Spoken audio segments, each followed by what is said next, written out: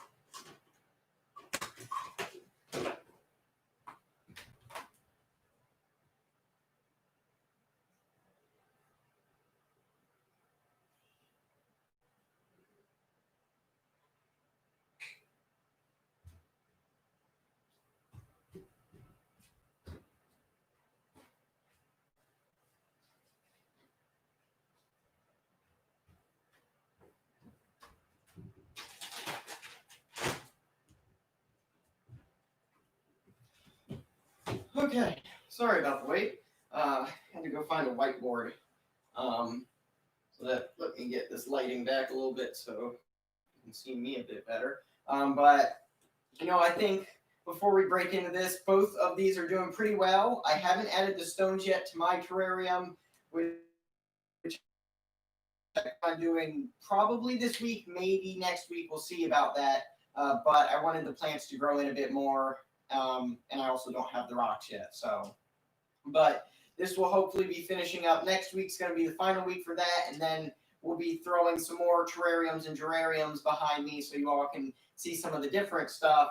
And if you do like to see these more regularly, again, my Instagram and my Facebook, you can find those where we post more pictures of these more often. And at the end of the month, I will be doing a monthly fish room tour. I have decided that I can put one together pretty easily, and it will help me document more. And I think enough happens in a month that it is worthwhile to try and document.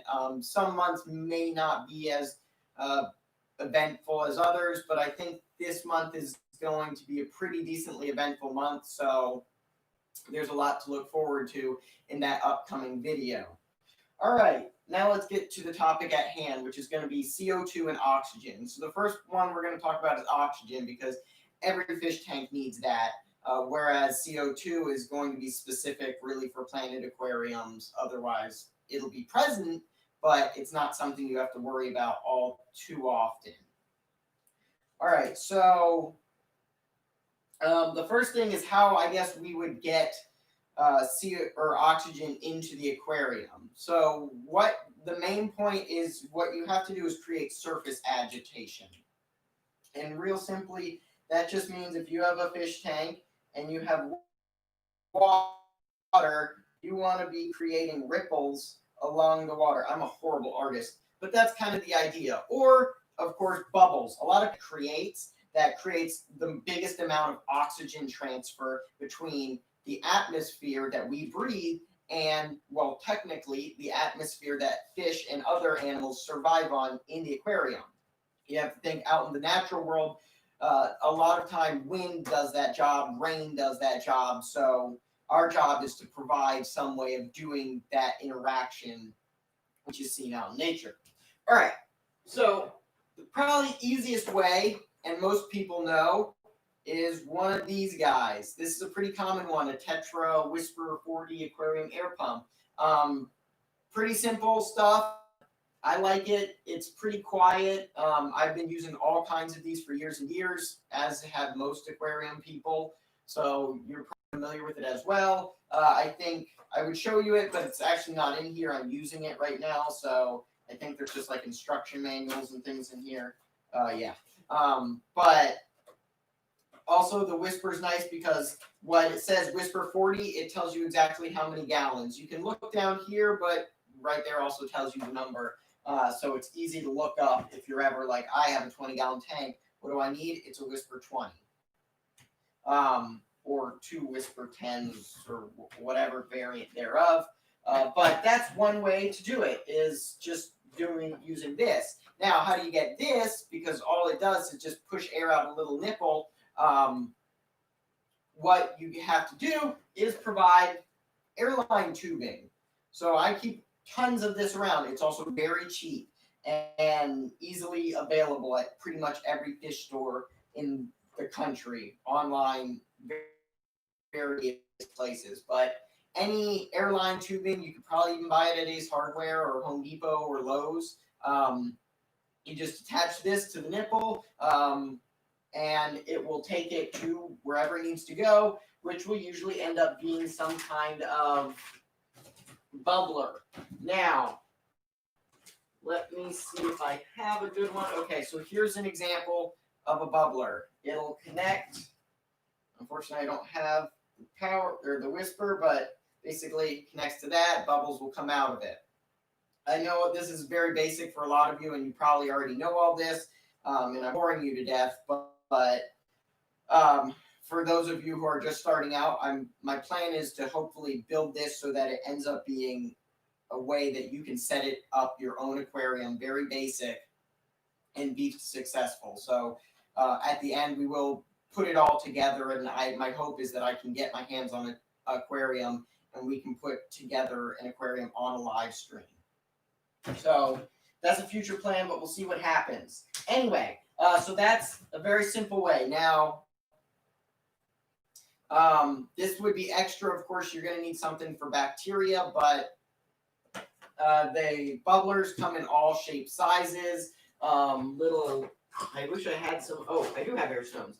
Okay, so they come in like air stones like this. So that can help sit in the aquarium. Now, these are not weighted. Some of them come as weighted ones. You can even get just like this little plastic dinky thing.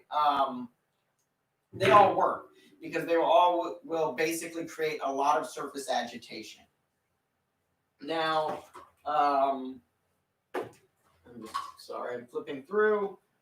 Another way that a lot of people use, I don't have the sponges for this. This is basically a sponge filter, and then you put sponges on either side of here, and it creates both a lot of surface agitation, but at the same time, it'll allow you to create a biological media by using these sponges that get plenty of oxygen so the bacteria can grow here. This is a great one for shrimp tanks and fry tanks because it doesn't create a lot of current, which can be very hard for some fish and especially fry to deal with. So a very gentle flow is nice for them. They don't need anything that strong. And again, all you have to do, this one even has a little bracket you can push it through, but I'm just for simplicity's sake, you basically connect it there. The bubbles go up the tube, out here, create surface agitation. All right. So that is this is a tea sponge filter, I think they call them. You've probably seen a lot of them that are just a basic like foam sponge filter with a block on the bottom and like a little uplift tube. That's pretty common I'm not the biggest fan of these. They mainly because these come with very fine sponges. You want a coarse sponge for a good sponge filter, or else you're going to be cleaning it a lot and it'll get clogged and it's not going to work as well. So, moving on to the next thing is actually we'll talk about this real quick. Sorry, I'm all over the place. But this is a check valve. Unfortunately, this one doesn't say in and out, but a good one would say in and out. This is a pretty cheap one. But this is basically the way to keep water from going back into your power or your aquarium pumps, CO2 especially. You do not want that regulator destroyed, so these are very important. I would say if you're running air to something, you might be able to get away with not using it because the air should be pushing constantly, but it's a good safety precaution so that your electronic device doesn't get wet and then destroyed and you have to buy a new one. So what that would look like, while I try and draw the world's probably worst diagram here, you're going to have your pump with your hosing going all the way up, no more than 6 inches away from your bubbler. You will want that check valve to connect, and then there's your bubbler. So hopefully this makes sense. There's your pump.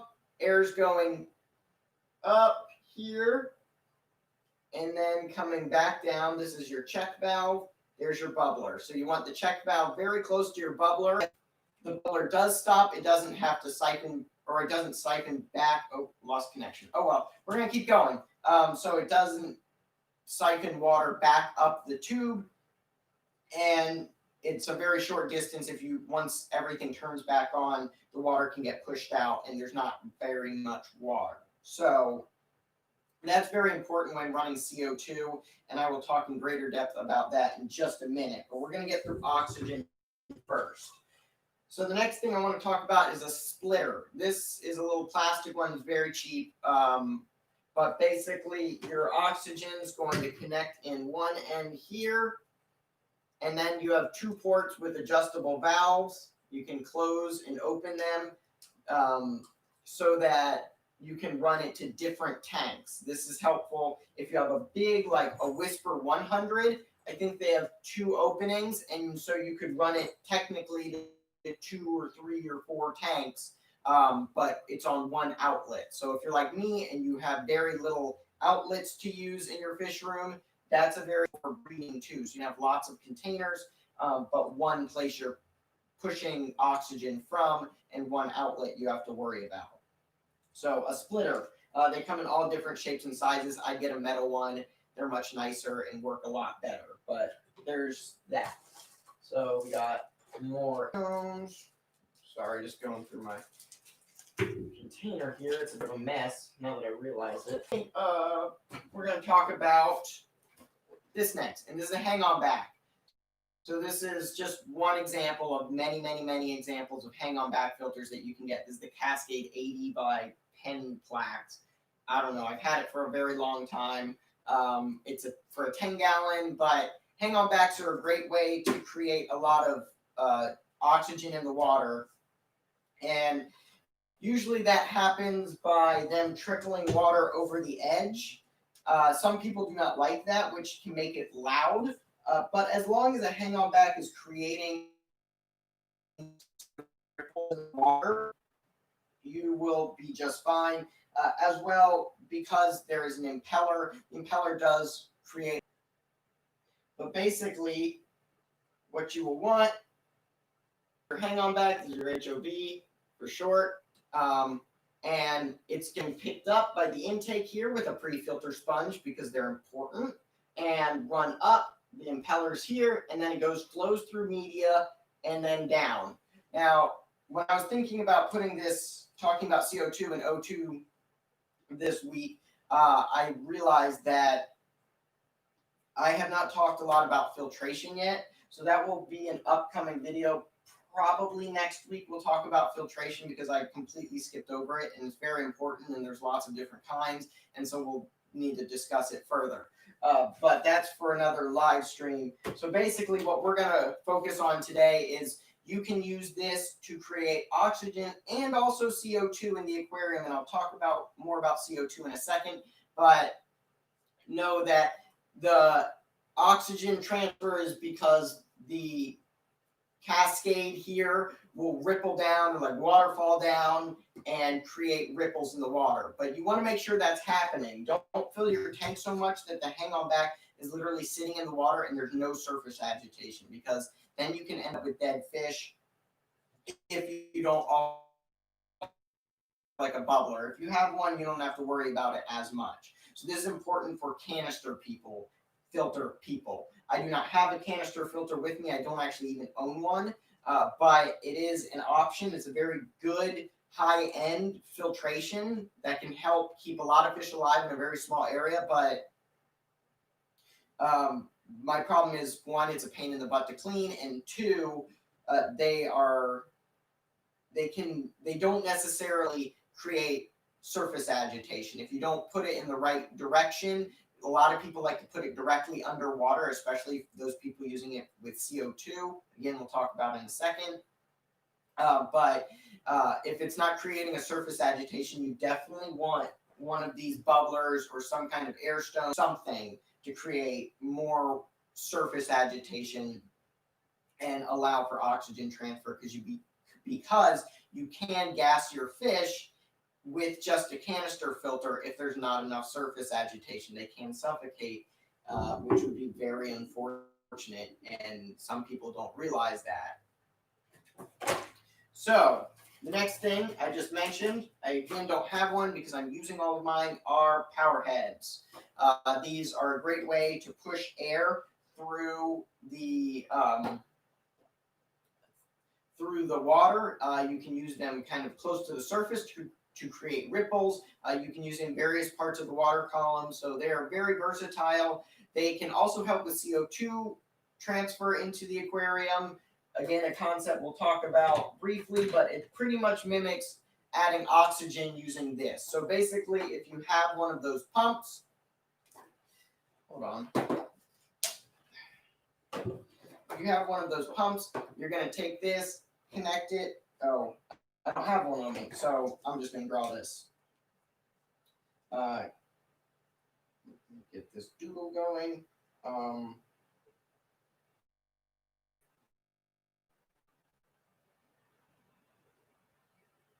Okay, so basically, same concept as a bubbler. It runs right into the power head. The power head then pushes air out with the flow. This sounds a little complex, and it's a effect called the Venturi effect. So it basically, air is pushed, and then that impeller mixes it very finely and spits it out in the water. Sometimes so fine you don't even really see it, but you may see small, tiny little bubbles just being blasted out into the water. It is creating oxygen in the water column, but because that impeller is mixing it up so fine, basically acting as a reactor, it will create a very high oxygen intake. So that would be the basics on oxygen. Oh, here we go. Oh, no. Although we will talk about this very briefly. This is a control valve. This little thing on the end, if you actually wanted to control like a power head, this control valve can help adjust how much flow it gets for you.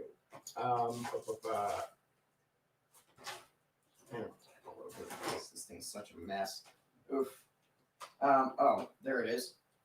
So this is, ooh, can't see that very well. This is a weighted air stone. So this one actually will like hang down instead of float in the water when you actually start adding air to it. Most people prefer the weighted air stone because it won't float up, and it doesn't get in the way of like any good pictures and things. You can hide it pretty easily. One thing you can do, which I like to do a lot, is actually hide this in my hang-on back. I have a video very early on that showed how to do that. So if you're interested in that, go find that video. But I'm not going to ramble on it too much longer because I need to get the CO2. I got kind of an unboxing we're going to do, and then that should wrap it up for this week. So, first things first, CO2. Do you need it? No. Most people won't need it unless you are actually doing high-tech tanks, aquariums, that type of thing. Pretty much only planted tanks are ever going to use CO2. And if you're going hardcore on an aquascape. I use it, but I really love plants. Most people will never find the need for it and can go their entire lives without it being injected into their aquarium. It's present in the aquarium, but it's in very small amounts, which the plants can easily uptake, not the amount that we're pushing in for high-tech plants, some very demanding species like dwarf baby tears. But if you like nice foreground plants, then this is kind of the video for you, because we're going to talk about CO2 and how to get it in and the best ways to do that, kind of all that good stuff. So the first thing, I don't have a regulator or a solenoid, unfortunately. I don't think I could take it off my CO2 tank, so I don't have an extra one lying around, unfortunately. I will do my very best to try and draw this thing. But once again, I am a horrible artist, and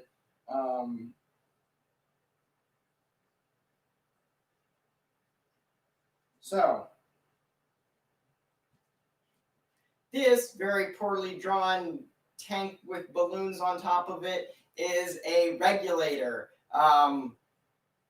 with a solenoid. The little black box here is the solenoid with the wire that connects to the outlet. These are your gauges. I suggest a 2-stage. A 1-stage I don't find very accurate and can be very hard to read at times.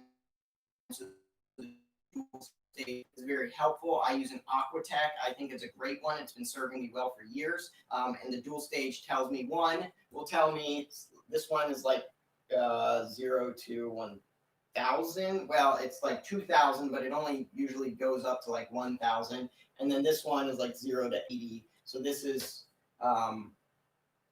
one will be for your macro adjustments.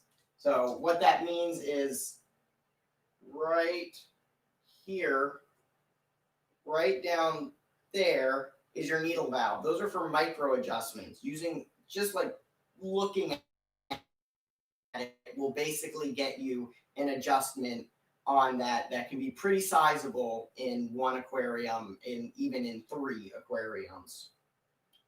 And the macro adjustment, usually there's a hand crank, so you can twist it to kind of crank it down and get a higher PSI here, which will do smaller adjustments. It's very confusing, but basically using this will add a few more bubbles. If you just adjust the check valve, you can add a lot of bubbles and gas your fish very quickly. So that's something to think about when setting it all up. That's why I like both of these, and why I actually would recommend the Aquatech, because it has all of them. It's a decent price, and it's very useful to set up and easy to do, because they also sell splitters that work for these in case you want to go real high tech and put them on multiple tanks like I am, where I'm at 3 tanks with CO2 going into them. But that's a lot of finicky work, and a topic for probably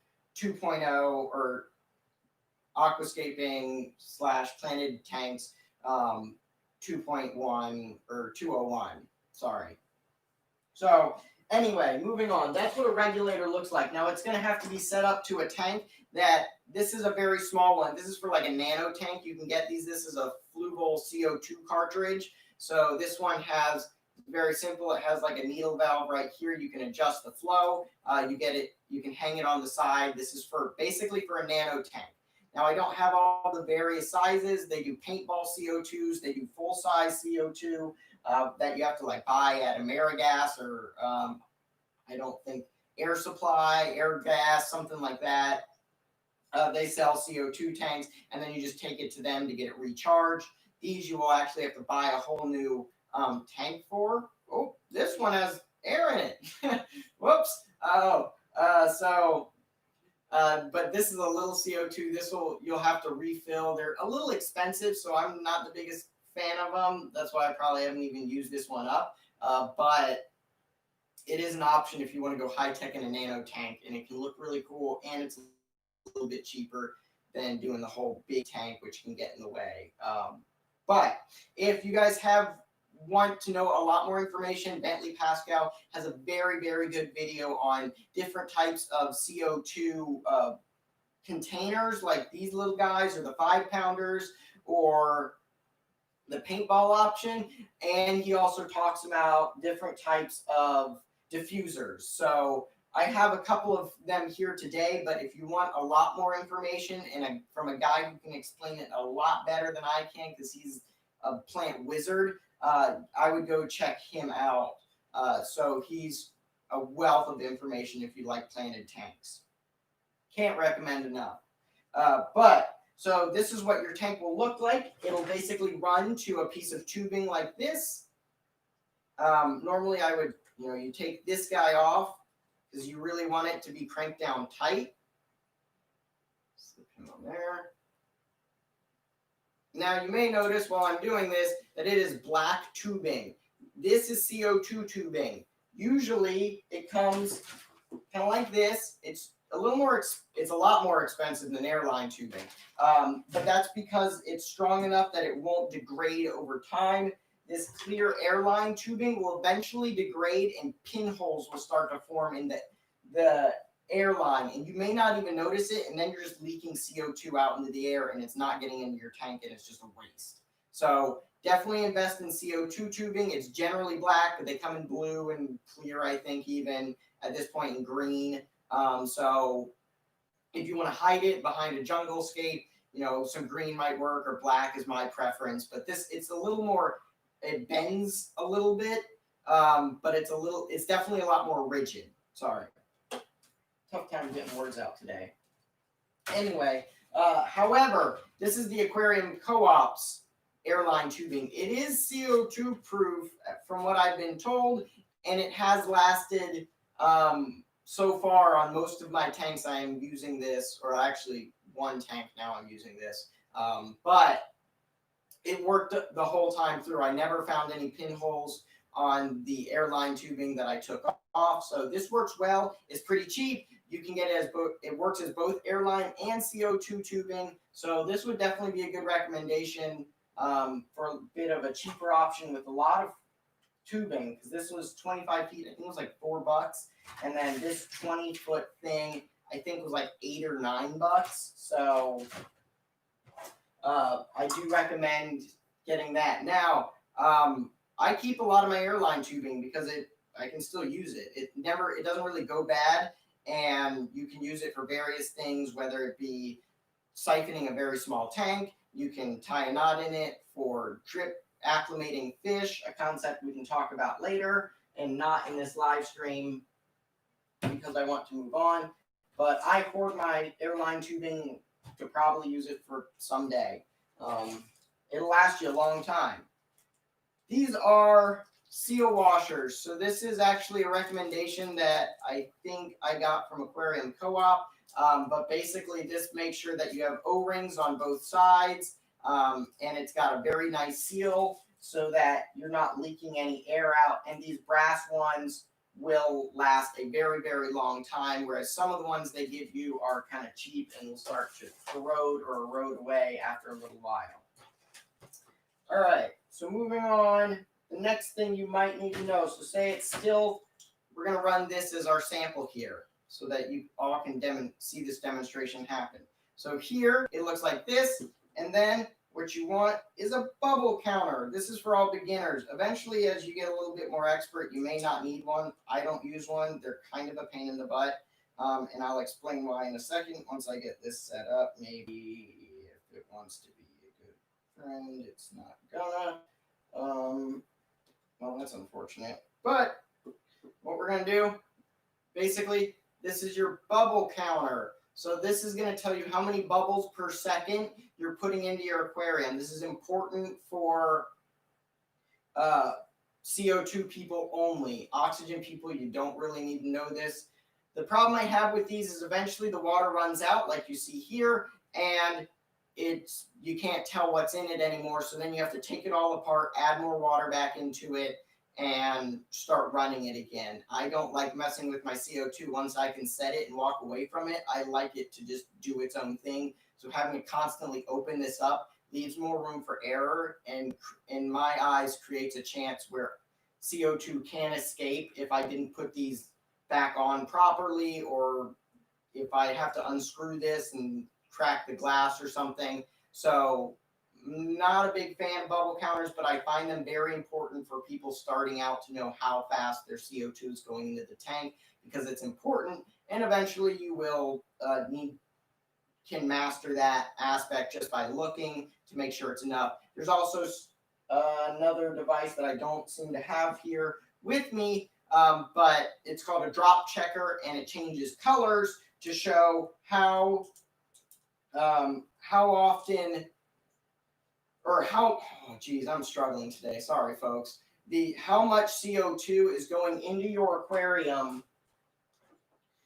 by the changing color, which is a very in-depth concept.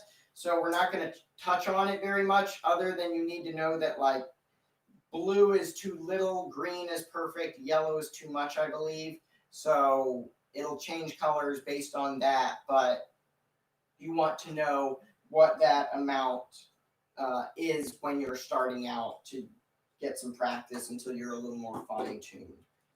Sorry, I'm trying to get this CO2 set up so you all can see how it's done as a finished product. That's the goal for today. All right, now I changed out the airline tubing, but there's your bubble counter. So now the next thing it goes to from the bubble counter is going to be a check valve. You want the check valve to be at the end after the bubble counter to make sure that nothing backflows in. Also, you want the check valve as close as possible to your bubbler. That is because you don't want as much water siphoning back into this. So something like that, longer, shorter, doesn't really matter. The important thing is the proximity from the check valve to the bubbler, which I'm going to get set up here in a second. Now, there are different kinds of bubble counters. There's this inline one like this. Well, they're all inline, but they come in different forms. This is another one where it puts bubbles in down here, and then they float back up. All kinds of shapes and sizes. Whatever your flavor preference is, that's up to you. Now, this tube is obviously way too long, but this is what you would use from a check valve all the way over to this bell that may not actually work because it's going to be a jerk. So we're just going to connect it to a bubbler. Now, this is not ideal. It is doable, but it is by no means ideal for CO2 diffusion. But you can connect it to a little bubbler here. So here's the goal. Finished product looks something like this. I'm going to kind of run it like a history timeline. CO2 tank runs along. Air bubble counter runs along. Check valve runs along to diffuser. All right, so now that that's out of the way, a couple ways that you can get CO2 into your aquarium. I just mentioned the little bubble, your air stone works. It's not the best method, probably not one I would recommend unless you're really in a pinch. This is a bell. This is good and bad. One reason is because while bubbles do push down into here and end up at the top here, for slow diffusion, which means the CO2 is not escaping out of the aquarium, it's just slowly building in here. The downside of this one is that it'll eventually float sideways and the CO2 does get out, but it also will continue to diffuse overnight. And that's a big problem because you can gas your fish because your plants are respiring or breathing out CO2 at night, taking in oxygen. Your fish are taking in oxygen, and this thing is also producing CO2 into your aquarium. So that's 3 sources of CO2 with very little source of oxygen, especially if you're using some kind of canister filter or something that's not creating a lot of surface agitation. So the bell can work, but it would definitely not be my beginner diffuser. So unfortunately, I don't think, ooh, hold on one moment. Huh.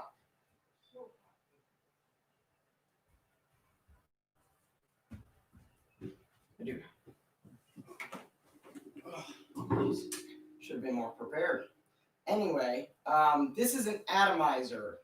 Let's see if you can, I don't know how well you all can see that. Maybe against my shirt's a little bit better, probably against my pasty white skin. But this is an atomizer. So it will attach, let me get this in line. So basically, just like the other one, it runs into a nipple. You thread this down. A good one has a real nice tight thread so that the airline cannot pop off, but then it's connected to this. So this is probably one of the most high-end things you can get. This is probably the cheapest also high-end thing you can get for CO2 diffusion. It creates very fine misty bubbles, but it also requires at least 30 psi to get it opened and started. So you really need at least a paintball canister, but once that starts to get below halfway, it may not even fizz out anymore. So what you would definitely need is like a 5-pound CO2 tank to run an atomizer. It is very high quality. It's what I use on some of my tanks, but I also have a variety of things that I do use. Now, I'm really quickly going to try and draw you some pictures, but there are so many different options for CO2 diffusers. I just recommend you go explore online, places like Amazon, places like Greenleaf Aqua. There's lots of places that offer diffusers, and search around because some of them are very cool and have like a neat little pattern or ladders we'll talk about. But anyway, the probably most common one you're going to see looks something like this. It's going to be a J-hook diffuser with like cork or something on the end that puts out pretty fine bubbles. It's the most simple method to use. I do use it on one of my tanks. They do vary in quality, so that's something to keep in mind. There are some very cheap ones, some like $30 ones that aren't supposed to clog as often. The problem with some of these CO2 diffusers like this is that algae and things will build up on them when they are not in use, and then it clogs the holes so that you have to take it out, rinse it, clean it all out, and then put it back in. But this is a very simple one to take on and off.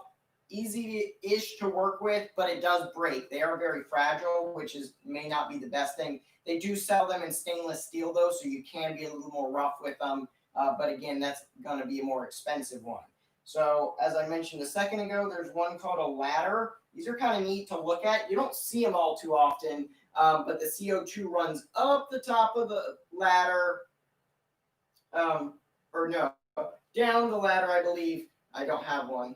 And then eventually out the side. But the whole time it's going down, the bubbles are getting smaller so that the diffusion is happening and you can watch it. So some of these are very relaxing to watch. Something to think about if you are setting up CO2 is if you would like to enjoy something like these, because some of them are like very fancy, but some of them are also just simple and very soothing to look at in the way that they produce bubbles. So that can be a little therapeutic. Now, one that I don't use, but this is basically only for canister people. So if you're a canister, this is probably the best way you can add CO2 into your aquarium. And that is going to be this horrible drawing on the end here. This is an inline reactor. Creating a reaction, it's very similar to the Venturi effect. Another, again, a fancy term I brought up earlier, but CO2 is being pushed in. So you have your little CO2 molecules here. It's going in, and then it's being mixed with this current and then pushed on through like that. Sometimes there's like media inside for like balls to create agitation and shake everything up to further increase the likelihood that that the CO2 will be broken down and absorbed into the water column. So this is very high end, but the problem with this is, again, if you are put in this way, more than likely you have your outtake to your canister filter fully underwater, and you're not creating surface agitation, which can gas your fish very easily. So be very careful with that. Make sure there's some kind of surface agitation, or you have another bubbler or something. But this is pretty expensive, but it's also probably the highest end CO2 intake you can get. So a few other handy tricks that you can do that I am doing because I don't have a canister filter, and it's the CO2 line directly onto the nipple right on the side here. I wish I had one with me, but there will be a little spot where you can clearly see that you can attach a piece of tubing right on there, and it will basically do the same thing. It'll act as a reactor to mix up the CO2 very fine and push it out into the water. So this is a pretty nice method that I've been using on one of my tanks for a little while now. But again, this can also be very powerful, so you may not want that strong of a flow along with adding CO2. If you're trying to create a very gentle current in your tank, then this might be too strong. And if that's the case, you can do something like this. You can take a hang-on back, and what you can actually do is put your airline into the intake. Here it's labeled part C. You can basically slide it into the intake, and those bubbles will go up inside and mix with this impeller. The impeller will mix it up very fine and help it diffuse. Now, unfortunately, if you have a waterfall effect, then you might lose some of the CO2 in this oxygen transfer, but you're still getting plenty into the tank. This is a method I've used before. The only problem is that CO2 will actually eat away at the impeller, and eventually it will break. So it's a short-lived answer, because eventually you will have to get another hang-on back if you go this route. But if you want to minimize the amount of tubing and things in there and hide a lot of stuff, you can use that method as well. So those are just a few examples of diffusers you can use. Now, to finish this up, because it is getting very long and I've been rambling for a very long time, we're going to talk about oxygen, or what happens when the power goes out. So there's a lot of things to consider that I'm not going to go into in this video. That's another 201 class that we'll talk about later. But what I am going to talk about is basically how to get oxygen in case of an emergency, because that will probably be the most important thing for you, depending on what time of year and where you live. If it's cold climates, it might be temperature before it ever is oxygen. But here in Florida, I don't really have to worry about temperature, so all I'm really worrying about is oxygen for the most part. All right. But like I said, this is basically going to be kind of an unboxing. And these are packs that I have not yet opened, but I ordered a long time ago. So this is Xylong. I ordered it off Amazon.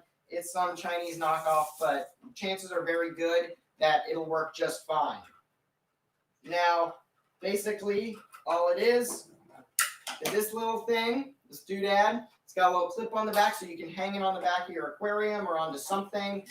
It's also great for transporting fish long distances. Say you go to a convention, or you have to take fish somewhere, or something I have to do for my job a lot. So if I'm transporting fish, you hook it up here, you run it to one of these. They even came with a nice little barbed air stone. That's pretty nice. Might even be weighted on top of it. So something like this. You put the batteries in the back here. These are like D cells. And then there's an on and off button right there. I believe this is the intake for the air, but I can't read this because almost nothing's in English. But it was pretty cheap. I think it was like $15 on Amazon. There's plenty of places you can go and get them. But this is very important to have. I bought 5 of them just in case if my power goes out. I've got these, and 1 or 2 hours, probably upwards of 4-ish hours. I wouldn't even sweat it. But past 4 hours, and since hurricane season's coming around the corner, or basically has already started, these are going to be important, especially if the power goes out, because I will need to run oxygen. So this is a good method for emergency oxygen to your tank that you can buy pretty easily. One other option I would like to give is this. Now, this is from Aquarium Co-op. This is a micro USB. It connects to a little battery charger outlet, so it can actually hook up inside your car, which makes it extremely good for transporting fish, because you can hook it up inside your car to a cigarette lighter and what I guess kids nowadays know as a phone charger, whatever. It's a cigarette lighter, but you would hook that up, and that's going to give you oxygen to here, and you can just easily run it right into your tank or whatever you're transporting fish in. Lots of good information on that will be coming down the road on how to transport fish, because I have lots of thoughts and a decent amount of practice at it. Anyway, little chargeable battery pack things. Oh, please. I thought I had one in here. No, I'm not seeing it. Okay, well, unfortunately, I don't have one. I thought I did. I don't really keep them, so the battery, this is a better option for me. But if you do have those backup battery packs, those things that can last a really long time and are rechargeable, that's great, because you can keep one in your car and let it charge while your car's running, and then you can take the other one in the house and plug it up to this thingy, and you can run it onto a tank in case of an emergency. So this is another great option if you have those battery packs. But if you're old school like me and just do old school batteries, then this is a much better option. So know which one you can do more easily or which one you would prefer. If you're a person who can keep those battery packs charged, I usually use them until they're dead, and then I forget about them, and then boom, they're no more, seeing as I can't even find one. But then this guy is a better option for you. Anyway, I'm done rambling, because this has been a very long live stream, and I think I've rambled all over the place, and people are probably super lost. And if you are, I completely understand that, so I apologize. But if you do have any questions about CO2 or oxygen in the aquarium, I have plenty of answers that I can give. But I hope this did provide a little bit of information for everyone, some tips and tricks that are hidden down in there. There might be a few golden nuggets in this video, but I hope you all enjoyed it. I hope you all found it informative. Next week, we will be talking about filtration and heaters in the aquarium, since I think that'll be the last topic we're going to talk about in 101 before we wrap it all up, put it all together, and hopefully you all get to see a live stream here in 2 to 3 weeks of me putting a tank together, so that we can tie all these concepts together in one fun, great video that you all will get to enjoy. But now I need to clean up my mess. So you all take care. I will see you in the next live stream. If you like this video, thumbs up, greatly appreciated. If you're not already subscribed and you find this information useful or fitness information useful, subscribe, because a lot of that will be coming soon. Notifications, I've never mentioned that before, but now that I'm trying to schedule my live streams ahead of time, I am going to be putting notifications out to let people know that there is a live stream. So if you turn on the notification bell, it'll let you know that a live stream is coming up, so that you can be here ahead of time. But hopefully the Sunday mornings, which is for the most part what I plan on keep on doing, that will continue, and you all can sit down to some coffee on a lazy Sunday morning, and we can talk about fish tanks or fitness or something and have a good old time. All right. Well, that's all I've got. You all enjoy. Again, if you're confused about this topic and because I didn't explain it super well, please leave a comment. I will be happy to answer it as best I can. Until next time, you all take care.